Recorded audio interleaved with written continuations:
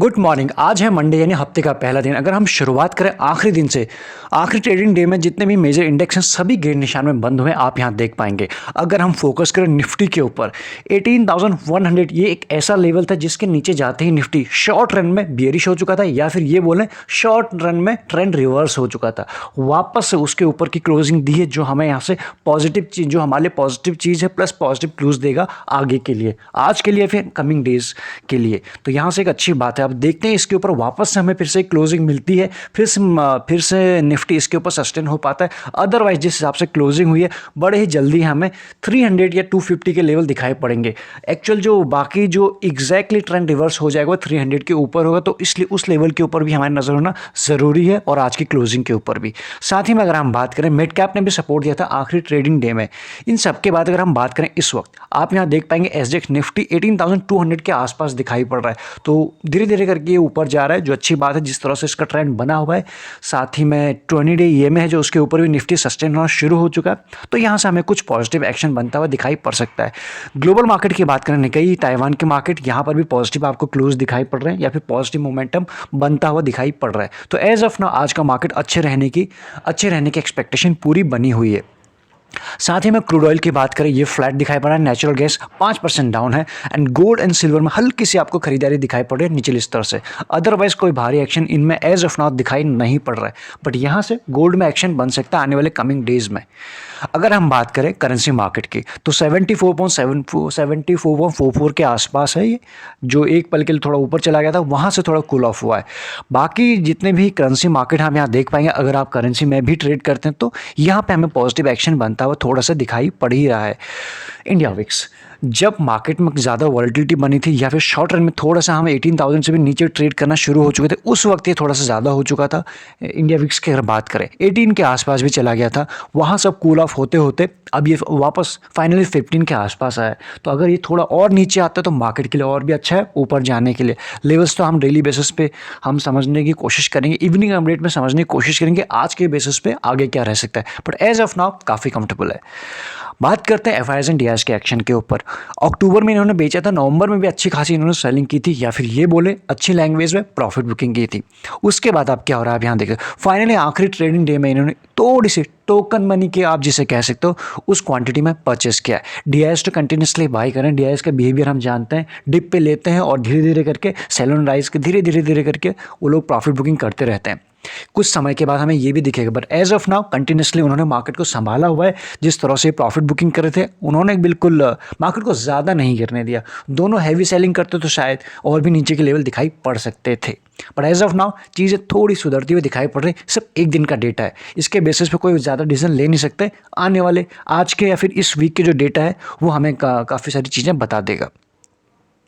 यूँ तो रिजल्ट का सीजन चल रहा है और आधे से ज़्यादा कंपनी का रिजल्ट आ भी चुके हैं, लेकिन कुछ कंपनी के रिजल्ट अभी भी आने बाकी हैं। आप यहाँ देख पाएंगे जैसे कि राजेश एक्सपोर्ट्स की बात करें, टिन प्लेट की बात करें, जय बालाजी, कुछ ऐसी कंपनी है जो आपके सामने लिस्ट है। आप चाहें तो इसको ईजिली पढ़ सकते हैं। हो सकता है आपके पास इनमें से कोई कंपनी आपके पोर्टफोलियो में हो या फिर आपके रडार पे हो।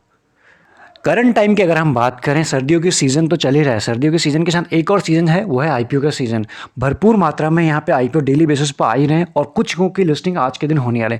सबसे पहले जो नाम निकल के आ रहे पॉलिसी बाजार का यानी पीवी फिनटेक से, तो इस कंपनी की लिस्टिंग होने वाली है आज के दिन मार्केट में, तो इसके ऊपर आप नज़र रख सकते हैं अगर आपको अलॉटमेंट मिला है या फिर आप इसके ऊपर वैसे भी ओपन मार्केट से कोई ट्रेड करना चाहते हैं। तो कंपनी ने इसके थ्रू अगर आईपीओ के थ्रू जो राइज किए हैं 5,625 CR के आसपास किए हैं वाया आईपीओ, ये आप समझ गए। अगर हम बात करें इसकी लिस्टिंग गेन की, एज ऑफ नाउ जीएमपी के बेसिस 15 to 20%, यही हमारी बात हुई थी पहले भी जब इसके ऊपर वीडियो किया था, जब रिव्यू किया था, वैसे एज ऑफ नाउ भी दिखाई पड़ रहा है। अब लिस्टिंग के बाद किस तरह से इसके ऊपर एक्शन बनता है वो देखने वाली बात होगी, बट एज ऑफ नाउ ये आपको 150 से 160 के प्रीमियम प्राइस पर ट्रेड करता हुआ दिखाई पड़ रहा है ग्रे मार्केट में। ये तो रहा पॉलिसी बाजार का हाल। सिगाची की बात करें, एमसीसी मैन्युफैक्चरर है एक लीडिंग, अगर हम बात करें इसकी, इसमें थोड़ा सा अच्छी लिस्टिंग की एक्सपेक्टेशन बनी हुई है।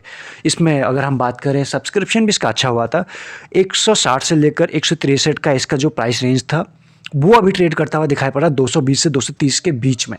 तो यहाँ पर भी एक अच्छी लिस्टिंग आपको मिल सकती है, दिखाई पड़ सकती है। ये भी आज ही लिस्ट होगा, नज़र रख सकते हैं। अगर आपको मिला है तो SJS एंटरप्राइज की अगर हम बात करें, इस कंपनी का ये कंपनी भी आज ही लिस्ट होगी, लेकिन कंपेयर करें तीनों से, जो ये तीनों लिस्ट आज के दिन होने वाले हैं, सबसे कम सब्सक्राइब यही हुआ था। तो ऐसे में हम बात करें, इसमें भी लिस्टिंग गेन आपको मिल सकती है, लेकिन वैसे नहीं जैसे सिगाची में। तो इन तीनों के ऊपर आपकी नज़र रख सकते हैं। ये तीन आज नए कंपनी है जो मार्केट में आज के दिन लिस्ट होने वाले हैं। ये तो रही बात जो लिस्ट होने वाला है। रिसेंट में जो कंपनी लिस्ट हुई है वो है फिनो पेमेंट बैंक। इसमें क्या हो, लिस्ट रिसेंट में हुई है, प्लस इसके रिजल्ट भी आ चुके हैं। कौन से रिजल्ट की हम बात कर रहे हैं, जो इस बार क्वार्टरली के रिजल्ट चल ही रहे हैं, इसके रिजल्ट भी आ चुके हैं रिसेंटली। तो उसमें 74% की हमें जंप दिखाई पड़ी इसके नेट प्रॉफिट में। जो पहले था 4.52 CR, अभी वो हो चुका है 7.89 CR के आसपास। तो पहली न्यूज़ तो इसके लिए ये है, मतलब खबरों में बनाई हुआ है, पहली लिस्टिंग, उसका रिजल्ट, और एक और न्यूज़ है उसे भी कवर कर लेते हैं।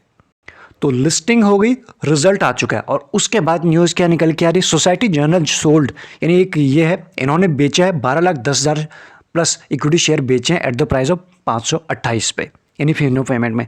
एक तो फंड हाउस सर ये रहा।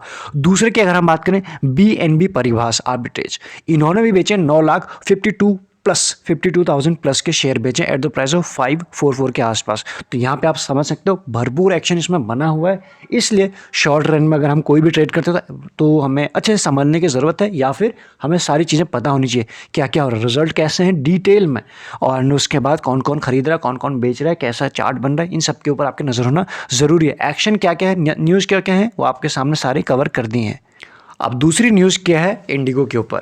इसमें क्या है, जैसे कि हमने जस्ट अभी हमने देखा था फिनो पेमेंट में कि जो जर्नल ये इस चीज़ की ऑब्जर्व हुई, यही वो फंड हाउस था जिन्होंने उसमें बेचे थे लगभग 12 लाख के आसपास। इसमें क्या हुआ है, इन्होंने यहाँ पे UBS principal capital Asia sold, इन्होंने बेचे 42 लाख प्लस 36,000 प्लस के इक्विटी शेयर बेचे हैं एट द प्राइस ऑफ 2125 के आसपास। तो इन्होंने क्या किया है, सेम प्राइस पे इन्होंने एक्वायर किया हुआ है। तो आप यहाँ देख रहे हो सेम प्राइस पे ऑन द BSE। तो यहाँ पे एक भरपूर एक्शन रह रहा है, या फिर इस फंड हाउस की तरफ से। तो इसके ऊपर भी आपको जानना ज़रूरी है कि किस कंपनी में क्या क्या हो रहा है, कहाँ बल्क डील हो रही है, कौन खरीद रहा है, कौन बेच रहा है, इसके ऊपर भी आप नज़र रख सकते हैं। अब जो न्यूज़ निकल के आ रही है वो आ रही है हीरो मोटोकॉर्प के ऊपर। इसके आए हैं नंबर, और नंबर की बात करूँ उसमें हमें 22% की डिप दिखाई पड़ रही है इसके नेट प्रॉफिट में। तो यहाँ पर इस कंपनी में, और इसका रीज़न क्या रहा है, इसका लोअर सेल वैसे रही नहीं है, एंड तो इसके ऊपर भी वैसे भी ऑटो सेक्टर काफ़ी टाइम से अच्छा नहीं कर रहा है। आज देखते हैं इसके बाद कैसा काम करता है। बात करें ग्रासिम की, ग्रासिम के भी रिजल्ट आए हैं। ग्रासिम के ऊपर डिटेल वीडियो ऑलरेडी पोस्टेड है। जो लोग इसके बिजनेस मॉडल को नहीं समझते हैं, नहीं जानते हैं, आदित्य बिरला ग्रुप को बिलोंग करती है। 27% की इसमें इंक्रीज हुआ है इसके कंसोलिडेटेड नेट प्रॉफिट में। सो ये अच्छी बात हो जाती है यहाँ से। जो पहले था इसी क्वार्टर में पिछले साल 1595 के आसपास, रफली बात करें 1600 करोड़ के आसपास, अभी वो हो चुका है 2000 करोड़ प्लस। तो यहाँ से इसके लिए एक अच्छी बात हो जाती है ग्रासिम के लिए। बात करें फिनो पेमेंट, हमने कवर कर लिया, इसमें दो न्यूज़ है। उसके बाद अमर राजा बैटरीज, ये कंपनी ऐसी है जो बड़े लंबे टाइम से परफॉर्म नहीं कर रही है। तो इसमें वापस से इनके रिजल्ट आए हैं, एंड जिन्होंने रिपोर्ट किए 28% के डिक्लाइन किए हैं। तो वापस से वैसे नंबर इंप्रेसिव बिल्कुल दिखाई नहीं पड़ रहे हैं। जो पहले थे 201 करोड़ के आसपास पिछले साल सेम क्वार्टर में, अभी वो हो चुके हैं 144। तो 200 से 144 की डिप आपको दिखाई पड़ रही है। एक्शन रहेगा।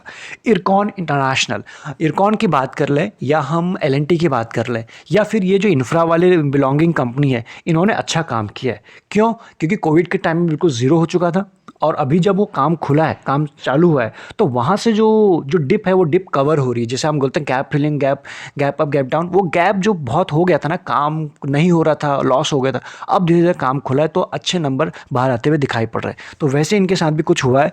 50% के इनके राइस हुए कंसोलिडेशन नेट प्रॉफिट में। जो पहले था 84, अभी वो हो चुका है 126। तो इसके ऊपर भी आप नज़र रख सकते हैं। अच्छी कंपनी में इसका नाम अभी भी आता है। उसका BSE बहुत लोगों की फेवरेट कंपनी है, या फिर ये कहे रडार पर रहती है, और रहनी भी चाहिए। एक्सचेंज है, तो इसमें क्या 39% के जंप हुआ है, एंड जो पहले 46 करोड़ था इनका जो नेट प्रॉफिट पिछले साल सेम क्वार्टर में, अभी अगर हम बात करें 65 हो चुका है। तो यहाँ से एक अच्छी बात है, इसके ऊपर भी आप नज़र रख सकते हैं। भरपूर एक्शन रहने की उम्मीद बनी है। ग्लेनमार्क की अगर हम बात करें, इनके जो नंबर आए हैं 17.44% के हमें उसमें जंप दिखाई पड़ रही है। जो 233 CR था, अभी वो हो चुका है 274 YoY बेसिस पे। तो यहाँ पर भी कुछ हमें इंप्रूवमेंट होता हुआ दिखाई पड़ रहा है। ऑल दो फार्मा सेक्टर में जो तेज़ी थी, वो तेज़ी कोविड की जो चीज़ें नॉर्मलाइज हो गई थी या फिर वैक्सीनेट हो गई, वैसी तेज़ी नहीं है, और वैसे इनके चार्ट भी अभी नहीं दिखाई पड़ रहे हैं। But as of now number आपको ठीक ठाक ही दिखाई पड़ रहे हैं। इप्का लैबोरेटरीज, अगर हम इसकी बात करें, इसमें इन्होंने जो रिपोर्ट किया 6.30% के डिप दिखाई पड़ रहा है। जो पहले था 267 267 CR, अभी वो हो चुका 250, तो वहाँ से आपको एक डिप दिखाई पड़ रही इनके नंबर्स में। ये है दो फार्मा कंपनीज के हाल, एक है ग्लेनमार्क और दूसरा इप्का। तो जितने मेजर न्यूज़ थे हमने कवर करने की कोशिश की। बाकी इवनिंग में अपडेट लेके आएंगे, क्या रहा मार्केट का हाल, आगे क्या मोमेंटम रह सकता है, कौन से शेयर हमारे लिए कल के लिए फोकस पर रहेंगे। तो इवनिंग अपडेट में बाकी चीज़ों को कवर करने की कोशिश करें। बाकी एक्स्ट्रा लर्निंग के लिए आप ज्वाइन बटन कंसिडर कर सकते हैं, वो आपको चैनल पर मिल जाएगा, या फिर आपके पास डीमैट अकाउंट नहीं है, डिस्क्रिप्शन में मिल जाएंगे, जिसके साथ भी आप कंफर्टेबल अकाउंट ओपन करा सकते हैं। 3 है, तीनों के साथ आप अकाउंट ओपन करा सकते हैं। Thank you so much. Regular update के लिए चैनल को सब्सक्राइब करना नहीं भूलिएगा।